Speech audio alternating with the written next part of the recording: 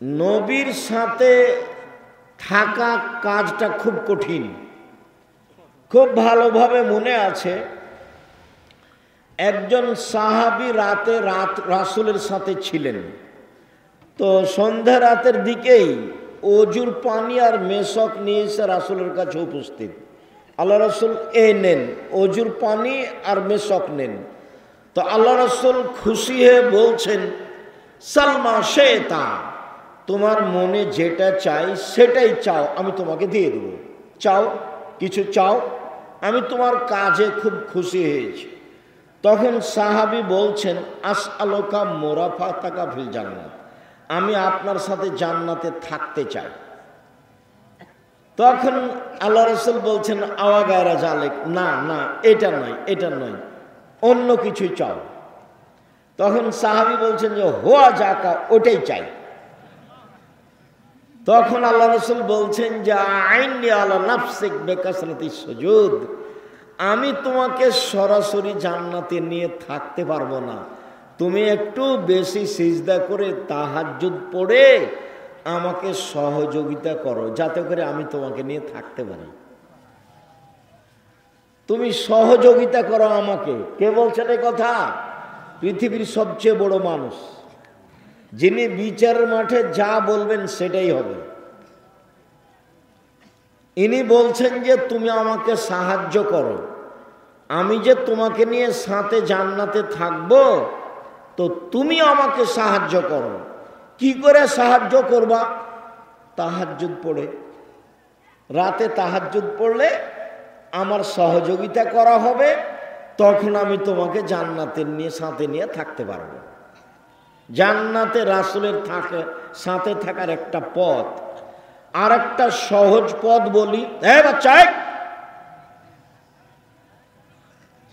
আপনারা যারা এদিক সেদিক আছেন দয়া করে এখন কাজ বন্ধ করে কিছুক্ষণ আসেন। আমি আপনাদের জন্যই আসি, আজকেও এসেছি। আর আপনাদের সাথে কিছু কথা বলবো, আপনাদের কিছু না কিছু উপকার করবই করবো ইনশাআল্লাহ। আমি বুঝতে পারছি আব্দুল যা বক্তব্য শোনার তা তো শুনেছেনই। যেহেতু আব্দুল্লাহর বক্তব্য হয়ে গেছে, তো এখন খালি আমরা যেতে বাকি আছি। ঠিক আছে, যেহেতু আব্দুর রহিমের বক্তব্য হয়ে গেছে, কাজে এখন আমরা আছি, যেটাকে বলা হয় বোনাসে আছি, আসলে নেই।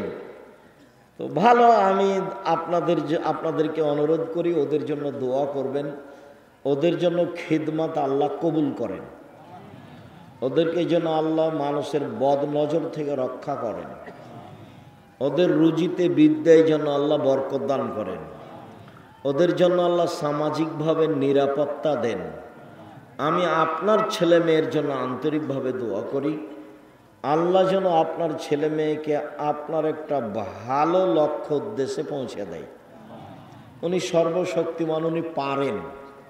ওর নাম আজিজ, পরাক্রমশালী, করলে তার কেউ বিচার করতে পারবে না। উনি যদি কাল ফেরাউনকে ক্ষমা করে দেন, তো কেউ বলতে পারবে না হ্যাঁ ফেরাউনের ক্ষমা হবে, কেমনে ক্ষমা হয় দেখছি, এরকম কথা কেউ বলতে পারবে না। উনি সর্বশক্তিমান। আপনার ছেলে মেয়েকে আল্লাহ আপনার ভালো লক্ষ্য উদ্দেশ্যে পৌঁছে দেয়, এটাও আমি আন্তরিকভাবে আপনার জন্য দোয়া করি। বলছিলাম যে সহজ একটা পথ আছে নবীর সাথে থাকার। একটা তো পথ আলোচনা হয়েছে, আর একটা হলো রাসূল সাল্লাল্লাহু আলাইহি ওয়াসাল্লাম বলছেন কেউ যদি দুইটা মেয়ের লালন পালন করে, দুইটা মেয়ের কেউ যদি লালন পালন করে, তো সেই পিতা নবীর সাথে জান্নাতে এইভাবে থাকবে। আঙ্গুল দুটি দেখেন জমা হয়ে আছে, একসাথে থাকবে। কেউ যদি দুইটা মেয়ের লালন পালন করে। আর একবার বলেছেন কেউ যদি এতিম লালন পালন করে, এতিম, তো নবীর সাথেও থাকতে পাবে জান্নাতে, তবে এরকম একটু ফাঁকা। আর দুইটা মেয়ের যদি লালন পালন হয় তাহলে এরকম 10টা ছেলে লালন পালন করলে 1 নেকি হবে, এ কথা আল্লাহর নবী বলেননি। তবে লালন পালন করবেন কেন? জন্ম দিয়েছেন এই জন্য, ছেলে আপনার, দায়িত্ব আপনার। তাহলে আমরা আপাতত আজকের মতো নবীর সাথে থাকার 1 নাম্বার একটা সুযোগ পেলাম, যে বিশ্বস্ত সত্যবাদী ব্যবসায়ী, সৎ ভালো ব্যবসা। কেন ব্যবসায়ী জান্নাতে যাবে, নবীর সাথে থাকবে, এইটা আমাদের মূল কথা। ইনশাআল্লাহ 2-1 মিনিট পরে আবার ফিরে আসছে। 2, তাহাজ্জুদ পড়লে নবীর সাথে থাকা যাবে, সুযোগ হবে। 3, নবীর সাথে একসাথে, এই ছেলে তোমাদের কাজে বন্ধু, তোমরা দাঁড়িয়ে আছো কেন? বসো, যাও, তোমাদের কাজ শেষ হয়ে গেলে ওইদিকে গিয়ে বসো। যাও, তোমরা বসে আছো, ওপরে বসে আছো কেন? যাও নিচে বসো, যাও ওখানে গিয়ে বসো।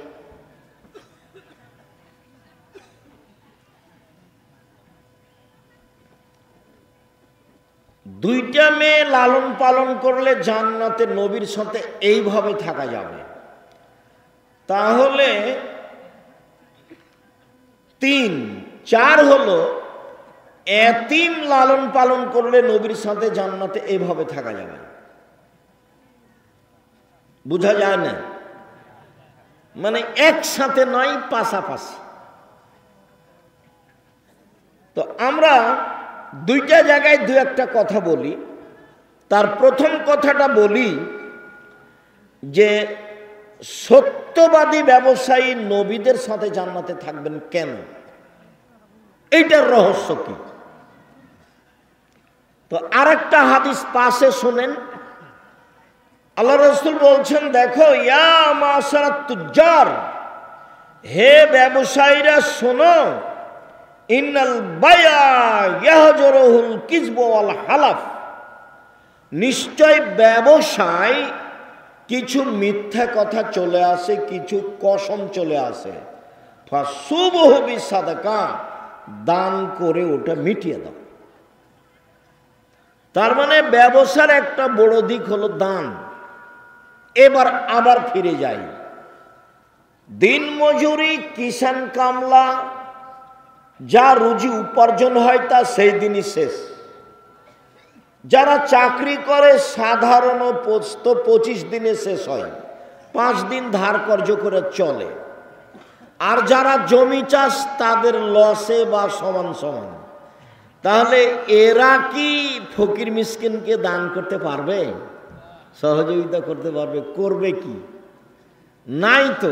মায়ে বলছে যে বেটা এই মাসে কিছু টাকা দিয়ে পাঠায়ো, বাড়িতে খুব প্রয়োজন। ঠিক আছে আম্মা, ইনশাল্লাহ চেষ্টা করব। তো এই মাসে এসে জিনিসের দাম বেড়ে গেছে, তো আহাল পরিবার নিয়ে ঢাকায় থাকে, মা শীতও যায়নি, এই মাসে আবার 20 দিনে টাকা শেষ হয়ে গেছে। তো মাকে টাকা কেমনে দিবে? বাপ মাকে টাকা দেওয়ার একটাই পথ, অসহায় মানুষকে সহযোগিতা করার একটাই পথ, সেটা হলো ব্যবসা। ব্যবসা করেই আপনি মানুষের সহযোগিতা করতে পারেন। যার কারণে আমি বলেছি চকলেটের ব্যবসা। আমি চকলেটের ব্যবসা করতে বলিনি, আমি চকলেটের ব্যবসা মানে বলেছি সবচেয়ে কম পয়সার ব্যবসা, যাতে করে লোন নেওয়া না লাগে। লোন নিলে, ঋণ নিলে, ব্যাংকের টাকা উঠালে আপনার জানাজাই হবে না। যাদের লোন থেকে গেছে, মরে গেছে, ওদের যারা জানাজা করেছে তারা ভুল করেছে, ওদের জানাজাই হবে না। শহীদ হয়ে গেলে সব পাপ ক্ষমা হয়, কিন্তু ঋণের টাকা ক্ষমা হয় না। আল্লাহর নবী সালাম ফিরার পূর্বে, প্রত্যেক সালাতে সালাম ফিরার পূর্বে একটা দোয়া পড়তেন, যার নাম দোয়ায়ে মাসুরা। তার শেষ অংশ, তার শেষ অংশের শেষে আছে আল্লাহুম্মা ইন্নী আউযু বিকা মিনাল মা'সাম ওয়াল মাগরাম, আল্লাহ তোমার কাছে বাঁচতে চাই বড় পাপ হতে, তোমার কাছে বাঁচতে চাই ঋণ কর্য হতে, তোমার কাছে বাঁচতে চাই বড় পাপ হতে, তোমার কাছে বাঁচতে চাই ঋণ কর্য হতে। আল্লাহর নবী দিন রাত কথা বলতেন। সেখানে আপনি ব্যাংক থেকে কোটি কোটি টাকা উঠিয়ে ব্যবসা করতে গেলেন কেন? কে এই বুদ্ধি দিল? ভুল হিসাব। বলছিলাম ব্যবসায়ী একটা পথ, আপনি অসহায় মানুষকে সহযোগিতা করতে পারেন। আর আপনি ব্যবসা করবেন এই জন্য যে আমি অসহায় মানুষের পাশে দাঁড়ানোর জন্য ব্যবসা করছি, সরকারকে উঠাবো আর বসাবো সেই জন্য নয়।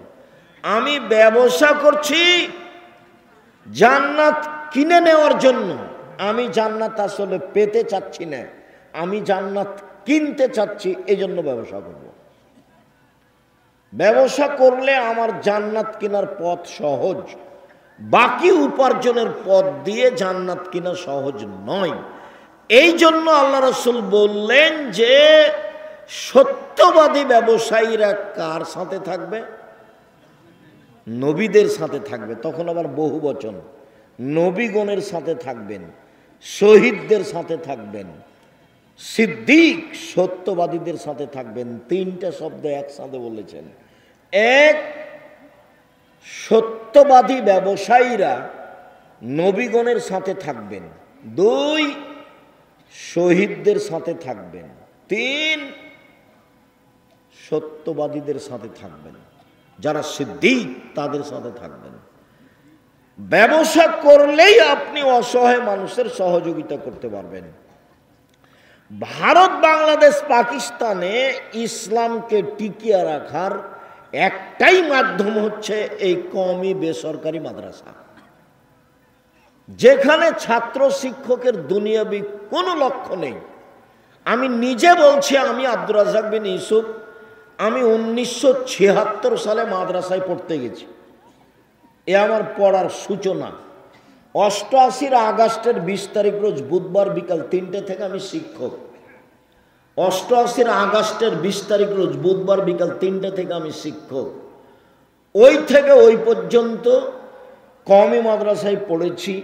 তখন আমারও লক্ষ্য ছিল না, আমার বাপ মায়েরও লক্ষ্য ছিল না যে বেশি পয়সা ইনকাম করতে হবে, বড় একটা ডাক্তার বা বড় একটা ইঞ্জিনিয়ার হতে হবে। আর সেই দিন থেকে না আজ অবধি আমার মাথায় কোনোদিন জাগেনি যে এরকম কিছু হয়ে পয়সা ইনকাম করতে হবে। বুঝাতে চাচ্ছি যে বেসরকারি কওমি মাদ্রাসার ছাত্র শিক্ষকেরা একমাত্র আল্লাহকে সন্তুষ্ট করার জন্য, পরকালের আশায় মানুষকে পরকালমুখী করার জন্য শিক্ষা অর্জন করে ও করায়। অতএব এইসব প্রতিষ্ঠানের দান আপনার ওইরূপ কাজ দিবে।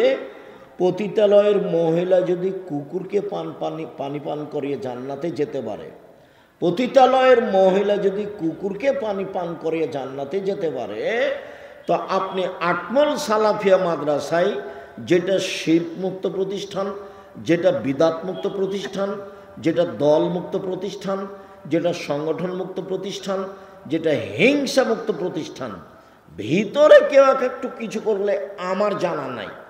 তো যেহেতু এখন জামিয়া সালাফিয়ার সাথে সম্পৃক্ত, জামিয়া সালাফিয়া বাংলাদেশের সর্ববৃহৎ প্রতিষ্ঠান, সবচেয়ে বড় প্রতিষ্ঠান, আয়তনে, শিক্ষক সংখ্যায়, ছাত্র সংখ্যায়, শিক্ষক গুণে, ছাত্র গুণে, যেই প্রতিষ্ঠানে শিরক নেই, বিদাত নেই, দল নেই, সংগঠন নেই, আপনার হিংসা নেই, হিংসা মুক্ত প্রতিষ্ঠান জামিয়া সালাফিয়া, দল মুক্ত প্রতিষ্ঠান জামিয়া সালাফিয়া, সংগঠন মুক্ত প্রতিষ্ঠান জামিয়া সালাফিয়া, শিরক মুক্ত প্রতিষ্ঠান জামিয়া সালাফিয়া, বিদাত মুক্ত প্রতিষ্ঠান জামিয়া সালাফিয়া, তার অন্তর্গত তার অধীনস্থ প্রতিষ্ঠান আটমুল সালাফিয়া মাদ্রাসা। যদিও আমি তার সূচনা থেকেই আজও আছি, যেটুকু ত্রুটি দেখেছেন সেটা মানুষের বুঝে ভুল, সেটা ভিন্ন কথা। অতএব আমি মনে করি একমাত্র আল্লাহকে সন্তুষ্ট করার আশায়, জান্নাত পাওয়ার আশায় জান্নাত কিনার আশায় নির্দ্বিধায় আপনি আটমল সালাফিয়া মাদ্রাসায় দান করবেন।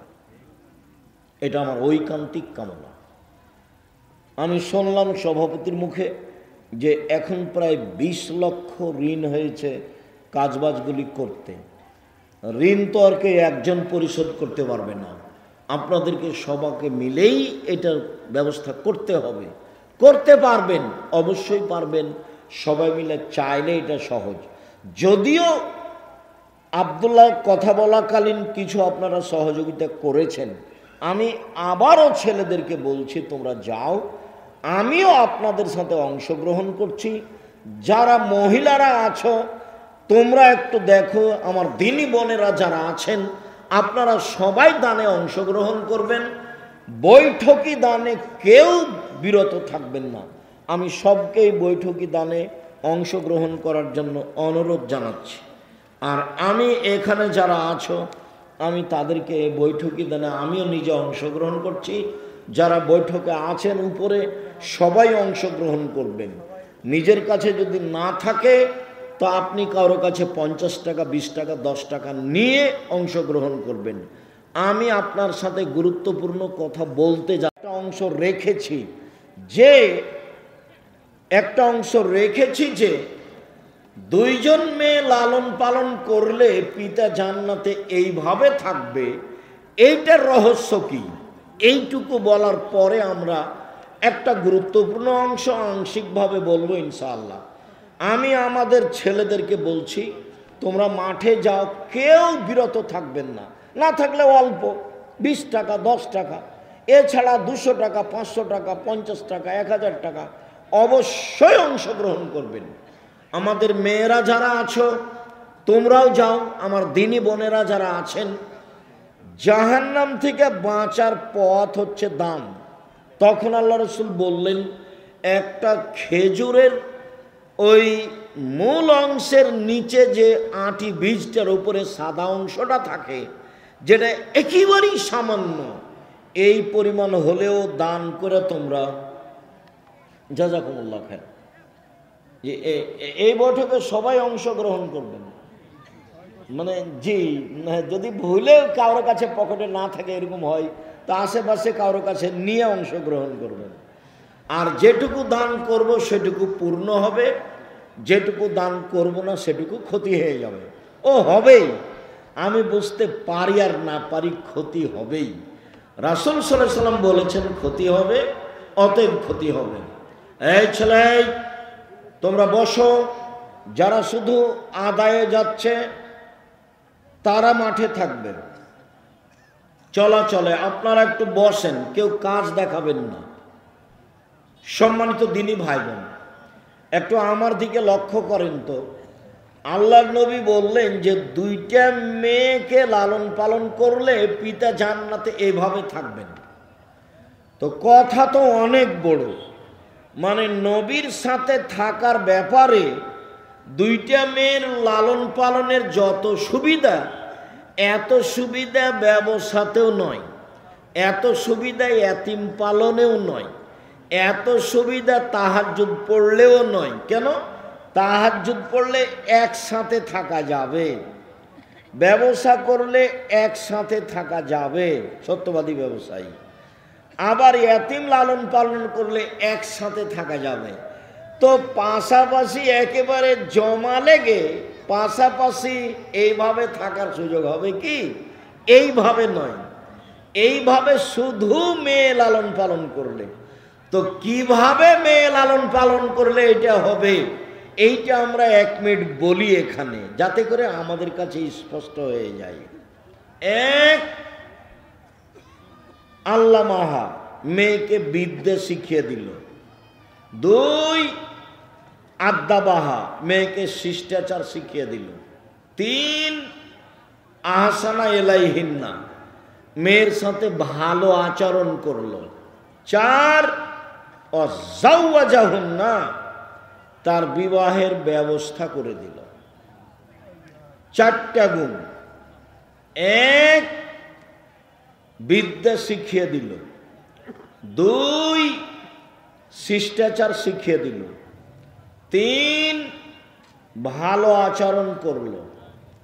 4 বিবাহ শাদীর ব্যবস্থা করে দিল। এই ছেলে, কে মোটরসাইকেল স্টার্ট দিল তোমরা দেখলে না? এখান থেকে মোটরসাইকেলটা স্টার্ট দিয়ে চলে যায় কিভাবে? তোমরা কি করো এখানে? বাহিরে নিয়ে যে মোটর স্টার্ট দিতে হবে, একটা অনুভূতি থাকতে হবে। সম্মানিত দিনী ভাই বোন, আমি আর আপনি ক্ষতিগ্রস্ত হয়েছি এখানে। বিদ্যা শিখিয়ে দিল বটে, কিন্তু শিষ্টাচার শিখাতে পেরেছে কি? নখে নেল পালিশ আছে, এইটা কি শিষ্টাচার হলো?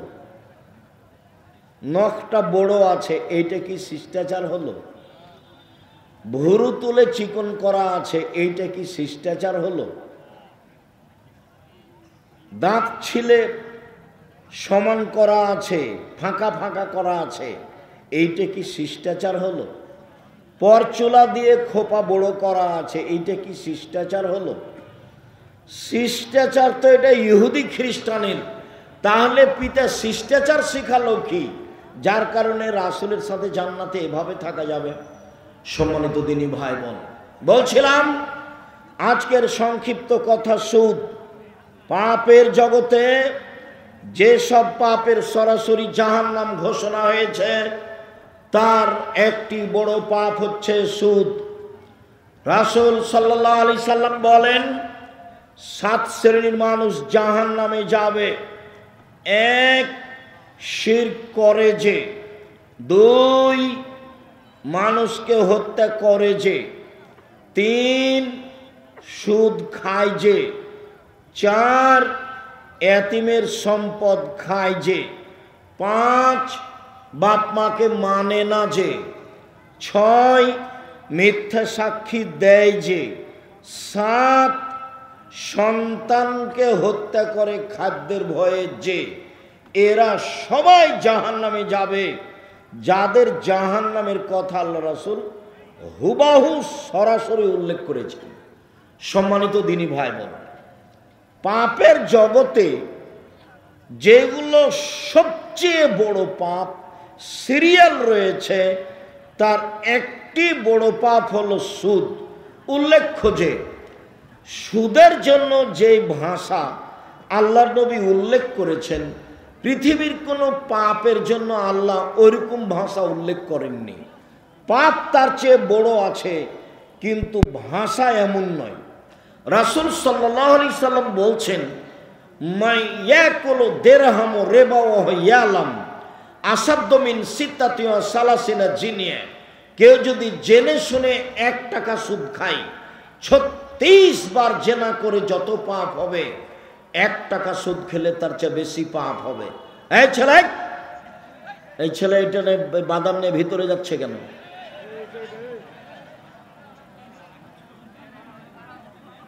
এই অভ্যাস তো খারাপ। কিছুক্ষণ অপেক্ষা করেন। আমি তো গত রাত্রেও প্রোগ্রামে ছিলাম, আজকেও এসেছি, বাসায় যাব। সকালে তো ক্লাস আছে, আবার পরের রাত্রে প্রোগ্রাম আছে।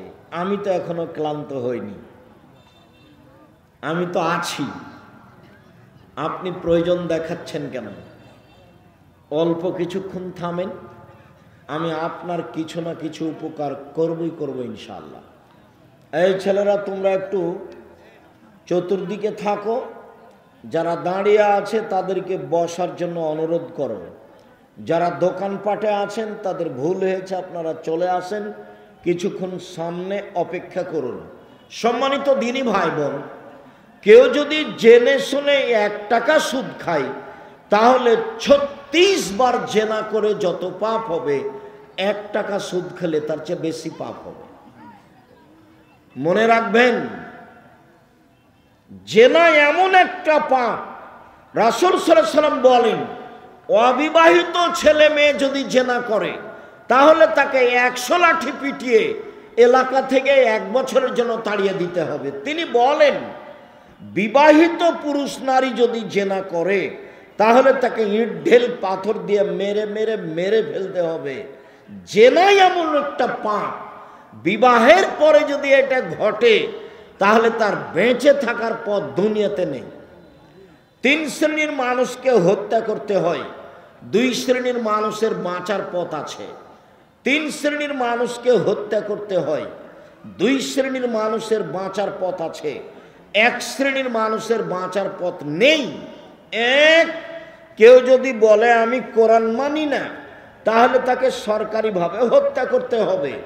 তাকে ফাঁসির মঞ্চে নিয়ে যাওয়া হয়েছে, গলায় ফাঁস দেওয়া হয়েছে, তখনও বলছে আমার ভুল হয়েছে, কোরআন মাজিদ আল্লাহর বিধান, আমি আমার কথা ফিরিয়ে নিলাম, তাহলে তার ফাঁসি হবে না। 2, আপনি আমাকে হত্যা করেছেন, আমার বাপ মা আপনাকে হত্যা করে নিবে, তার নাম কেসাস, আপনাকে হত্যা করবেই। তবে আপনার বাঁচার পথ আছে।